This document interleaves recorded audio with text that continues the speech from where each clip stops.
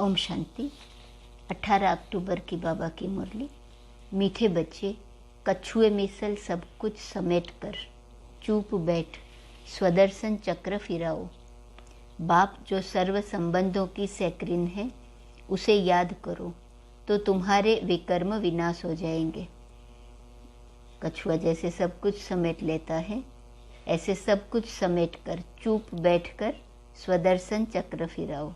बाप जो सर्व संबंधों की सैक्रिन है, उसे याद करो तो तुम्हारे विकर्म विनाश हो जाएंगे। प्रश्न, ईश्वरीय कुल के बच्चों प्रति बाप की श्रीमत क्या है? उत्तर, तुम जब ईश्वर के बच्चे बने, उनके सन्मुख बैठे हो तो प्यार से उसे याद करो, उनकी श्रीमत पर चलो। जितना उसे याद करेंगे उतना नशा रहेगा। परंतु माया रावण देखता है कि मेरे ग्राहक छीनते हैं, तो वह भी युद्ध करता है।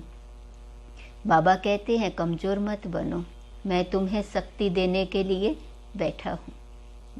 बाबा की श्रीमत है, ईश्वर के बच्चे बने हो, उनके सन्मुख बैठे हो तो प्यार से याद करो, उनकी श्रीमत पर चलो। जितना याद करेंगे उतना नशा रहेगा। परंतु दूसरे तरफ फिर बाबा कहते माया रावण भी हैं, वह देखते मेरे ग्राहक छीनते हैं तो वह भी युद्ध करता है। लेकिन बाबा फिर भी कहते हैं बच्चे कमज़ोर नहीं बनो, मैं तुम्हें शक्ति देने के लिए बैठा हूँ। बाबा की याद में रहेंगे, श्रीमत पर चलते रहेंगे तो माया रावण हमारा कुछ भी बिगाड़ नहीं सकते। गीत, धीरज धर मनुआ धीरज धर। ओम शांति। यह कौन कहते हैं बच्चों को कि हे बच्चे? क्योंकि मनुआ कहा जाता है आत्मा को। आत्मा में ही मन बुद्धि है, तो यह भी नाम रख दिया है। नाम तो बहुत चीज़ों के बहुत रखे हैं, जैसे परमपिता परमात्मा, बाबा, कोई फिर फादर कहते हैं, तो बाबा हैं सबसे सिंपल। बाबा कहते हैं तुम किसकी संतान हो, वह याद आता है। अब तुम बच्चे बैठे हो, सामने कौन है? आत्माएं कहेंगी बाबा बैठा है। कितनी सिंपल बात है। बच्चे जानते हैं हम आत्माओं का परमपिता परम आत्मा पिता है। मनुष्य तो छोटे बड़े सबको बाबा कह देते हैं, और यह फिर आत्मा अपने बाबा को बाबा कहती है, ओ गॉड फादर कहते हैं। अब शरीर के फादर को तो गॉड फादर नहीं कहेंगे। तुम जानते हो हम उस बाबा के सामने बैठे हैं। यह आत्मा की बात है।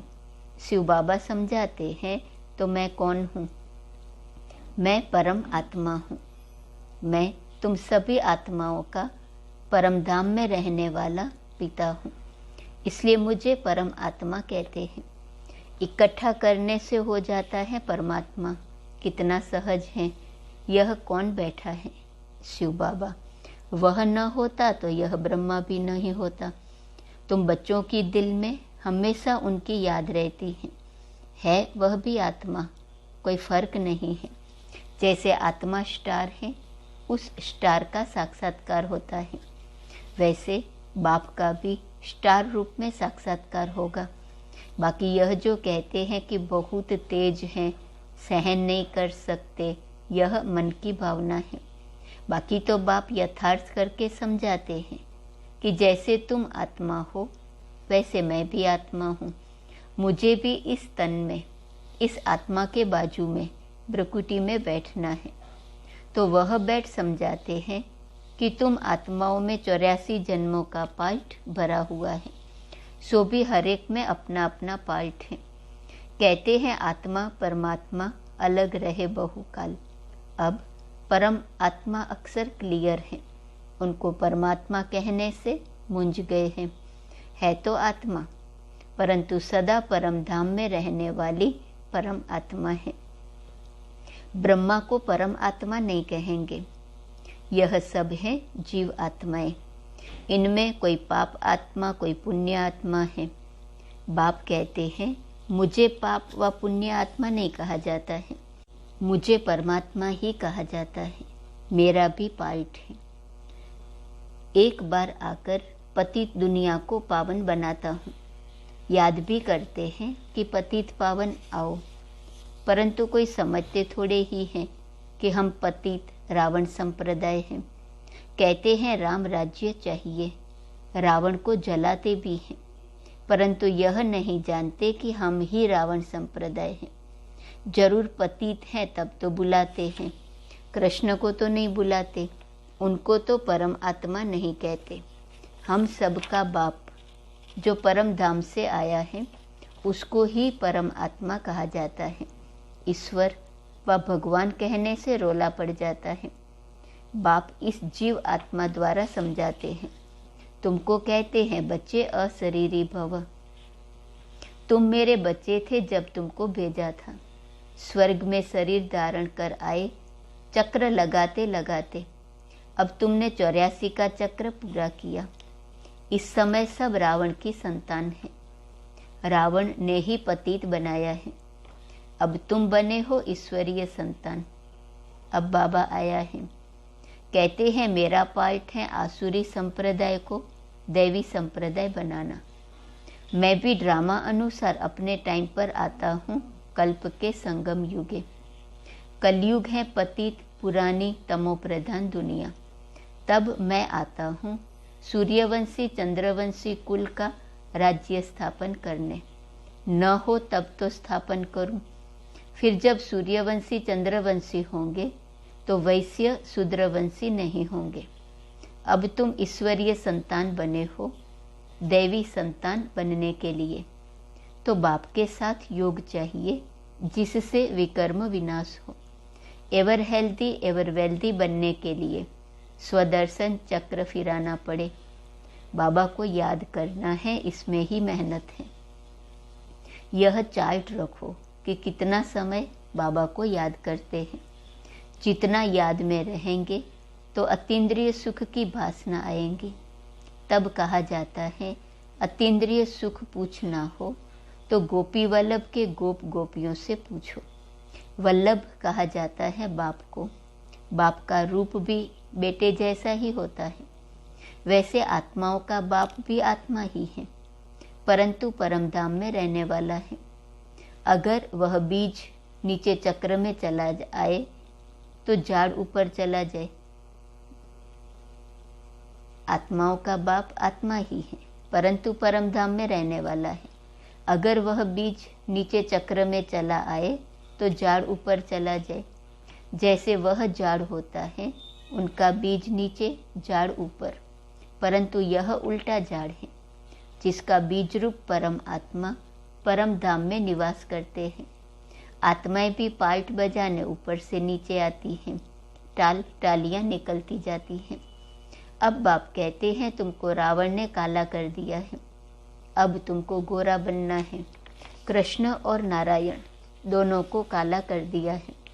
लक्ष्मी को गोरा बनाते हैं, क्यों? कामचिता पर तो दोनों बैठे होंगे। कृष्ण के लिए कहते उनको तक्षक सर्प ने डसा, नारायण को फिर किसने डसा? कुछ भी समझते नहीं है। चित्र आदि भी सब रावण के मत पर बनाए हैं। अब बाबा आया है श्रीमत देकर रावण से लिबरेट करने के लिए। मैं सबका सदगति दाता हूँ। श्री श्री 108 जगत गुरु का टाइटल भी इनका है। जगत की सदगति करते हैं। ग्रंथ में इनकी महिमा बहुत लिखी है। सदगुरु, सच्चा पातशाह, सचखंड स्थापन करने वाला बाबा का यह सब कंठ था, परंतु अर्थ का पता नहीं था।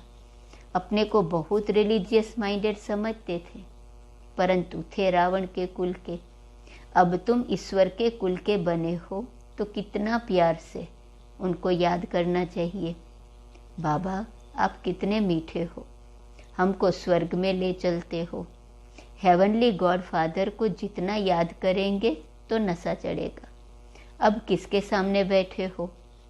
बाप कहते हैं हे लाडले बच्चे, मैं तेरा परम पिता तुम आत्माओं से बात कर रहा हूँ।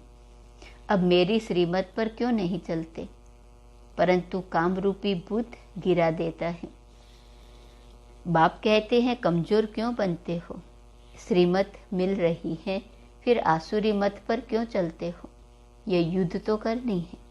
माया समझती है मेरे ग्राहक छीनते हैं तो लड़ती हैं। तुमको बाप शक्ति दे रहा है। इतना पाठ पढ़ाते हैं, सब वेद शास्त्रों का सार समझाते हैं। सूक्ष्म वतन में तो नहीं सुनाएंगे। दिखाया है विष्णु की नाभि से ब्रह्मा निकला। सूक्ष्म वतन में नाभि कहाँ से आई? क्या क्या बैठ लिखा है। अभी तुमको जो नॉलेज मिल रही है यह परंपरा नहीं चलती, यहाँ ही खलास हो जाती है। पीछे जो शास्त्र आदि बनाते हैं वह परंपरा से चलते हैं। यह ज्ञान तो प्रायः लोप हो जाता है। अब बाप कहते हैं मेरी मत पर चलो, देही अभिमानी बनो, इसमें दौड़ी लगाकर मेरे गले का हार बनो। यह बुद्धि की दौड़ी है। सन्यासी नहीं कह सकते कि अशरीरी भव, मामेकम याद करो। परमात्मा सभी को कहते हैं, क्योंकि सभी मेरी संतान हैं। सबको वापिस ले जाने के लिए आया हूँ। परंतु सन्मुख तो बच्चे सुनते हैं, सारी दुनिया नहीं सुनती। शिवरात्रि मनाते हैं, शिव का मंदिर भी है, जरूर आया है, परंतु शिव का इतना बड़ा चित्र नहीं है, वह तो स्टार है। अगर कहो तो कहेंगे कि क्या मंदिर में चित्र रोंग है। इसलिए बाप समझाते हैं, बच्चे मैं भी आत्मा हूँ, सिर्फ तुम जन्म मरण में आते हो, मैं नहीं आता हूँ, तब तो तुमको लिबरेट कर सकूँ। मैं पतित पावन हूँ तो जरूर पतित दुनिया में आना पड़े ना। अगर पतित पावन न कहे तो समझेंगे नई दुनिया बनाते हैं, प्रलय हो जाती है, फिर नई सृष्टि क्रिएट करते हैं। परंतु उनको पतित पावन कहा जाता है तो इससे सिद्ध होता है कि यह सृष्टि तो अनादि है, इसकी प्रलय नहीं होती है, सिर्फ पतित होती है, उनको पावन बनाता हूँ। इसलिए मैं नंदीगण पर व भाग्यशाली रथ पर आता हूँ, तुम्हें नर से नारायण बनाने। सब चाहते भी हैं हम सूर्यवंशी बने। कथा भी है, एक भक्त ने कहा कि मैं लक्ष्मी को वर सकता हूँ। नारद भक्त था न, तो कहा तुम अपनी शकल तो देखो, पहले बंदर से मंदिर तो बनो, तब तो लक्ष्मी को वर सकेंगे। अभी तुम मंदिर लायक बन रहे हो। यह इस समय की ही सारी बात है। यह सब तुमको कौन बता रहे हैं? शिव बाबा ब्रह्मा दादा की भ्रकुटी के बीच में बैठ तुमको समझा रहे हैं। जैसे इनकी आत्मा भ्रकुटी में बैठी है तो जरूर उनके बाजू में बैठा होगा ना। यह नॉलेजफुल बाप तुमको सारा राज आदि मध्य अंत का समझा रहे हैं, जिससे तुमको स्वदर्शन चक्र फिराना सहज हो। स्वदर्शन चक्र फिराने से तुम्हारे विकर्म विनाश होंगे, नहीं तो सजाएं खाएंगे, विजय माला में भी नहीं आएंगे। कछुए मिसल जब फ्री हो तो चुप बैठकर चक्र को फिराओ। अब तुमको घर वापिस जाना है, यह अंतिम जन्म पवित्र रहो। इसको कहा जाता है लोक लाज। पतित बनने की मर्यादाएं तोड़ो और कोई को याद नहीं करो। अंतिम जन्म पवित्र रहो। लोक लाज पतित बनने की मर्यादाएं तोड़ो और कोई को याद नहीं करो। आप मुए मर गई दुनिया, अशरीरी बन मेरा बनो तो विकर्म विनाश हो जाएंगे। सबको मरना तो है ही, फिर कौन किसके लिए रोएगा। हिरोशिमा में सब मर गए, कोई रोने वाला बचा ही नहीं। इसलिए अब रोने वाली दुनिया से वापिस जाना है। इस गंदी दुनिया में तो हर एक के अंग अंग में कीड़े पड़े हैं, उसको याद क्यों करें। स्वर्ग में थोड़े ऐसे शरीर होंगे, वहाँ तो अंग अंग में खुशबू होती है। बाबा कैसे गंदे पांसी को गुलगुल फूल बनाते हैं, तो उनको आना भी ऐसे पुराने लॉन्ग बूट में पड़ता है। बाबा कहते हैं कि भल घर में रहो परंतु श्रीमत पर चलो, विकार में मत जाओ। तुम्हारे सामने शिव बाबा बैठा है, उनको भूलो मत। अच्छा, गीत है, धरती को आकाश पुकारे। धरती पर रहने वालों को आकाश में रहने वाला बाप पुकारते हैं। अब मेरे पास आना है, इसलिए नष्ट मोहा बनो। मैं तुम्हें स्वर्ग के अथाह सुख दूंगा। बाप हैं सभी सुखों का सेक्रिन। मामा चाचा यह सब तुमको दुख देने वाले हैं। तुम्हारा है सारी आसुरी दुनिया नरक का सन्यास। सन्यासियों का है सिर्फ घर का सन्यास। तुमको इस डर्टी दुनिया नरक को भूलना है। इस समय मनुष्यों को थोड़ा भी धन मिलता है तो समझते हैं हम तो स्वर्ग में हैं, परंतु इस दुनिया में कोई कितना भी साहूकार हो, देवाला निकला, एरोप्लेन गिरा तो सब खलास। फिर रोने पीटने लग पड़ते हैं। वहाँ तो एक्सीडेंट की बात नहीं, कोई रोता पीटता नहीं। बाबा कहते हैं अच्छा तुम स्वर्ग में हो तो खुश रहो। मैं आया हूँ गरीबों के लिए जो नरक में है। दान भी गरीबों को दिया जाता है। साहूकार को दान करते हैं क्या? मैं तो सबसे साहूकार हूँ, मैं गरीबों को दान देता हूँ। इस समय के साहूकार तो अपने धन के, फैशन के नशे में ही चूर हैं। अच्छा, बाबा समझानी देते हैं, यह है इंद्रप्रस्थ, यहाँ हंस मोती चुगेंगे, बाकी जो बगुले होंगे वह तो पत्थर ही उठाएंगे। इसलिए बाबा कहते हैं यहाँ हंस अर्थात गुणग्राही ही आने चाहिए, अवगुण अर्थात बगुले अर्थात अवगुण देखने वाले नहीं। अच्छा, मीठे मीठे सिकिलदे बच्चों प्रति माता पिता बाप दादा का याद प्यार और गुड मॉर्निंग। रूहानी बाप की रूहानी बच्चों को नमस्ते। रूहानी बच्चों की रूहानी बाप को नमस्ते नमस्ते नमस्ते। धारणा के लिए मुख्य सार, पहली पॉइंट, बाप की श्रीमत पर चल, देही अभिमानी बन, बाप के गले का हार बनना है। बाप की याद में रह अतीन्द्रिय सुख का अनुभव करना है। दूसरी पॉइंट, इस दुनिया से पूरा नष्ट मोहा बनना है। किसी के भी छीछी शरीरों को याद नहीं करना है। वरदान, सेवा के बंधन द्वारा कर्म बंधनों को समाप्त करने वाले विश्व सेवाधारी भव। प्रवृत्ति में रहते हुए कभी यह नहीं समझो कि हिसाब किताब है, कर्म बंधन है, लेकिन यह भी सेवा है। सेवा के बंधन में बंधने से कर्म बंधन खत्म हो जाता है। जब तक सेवा भाव नहीं होता तो कर्म बंधन खींचता है। कर्म बंधन होगा तो दुख की लहर आएगी और सेवा का बंधन होगा तो खुशी होगी। इसलिए कर्म बंधन को सेवा के बंधन से समाप्त करो। विश्व सेवाधारी, विश्व में जहाँ भी हैं, विश्व सेवा अर्थ है। स्लोगन, अपने दैवी स्वरूप की स्मृति में रहो तो आप पर किसी की व्यर्थ नज़र नहीं जा सकती। आज का स्वमान है, मैं मास्टर सर्वशक्तिवान हूँ।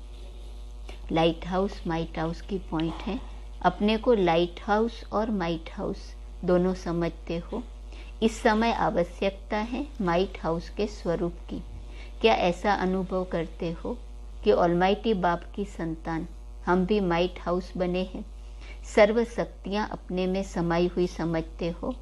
शक्तिवान नहीं लेकिन सर्व शक्तिवान। ओम शांति।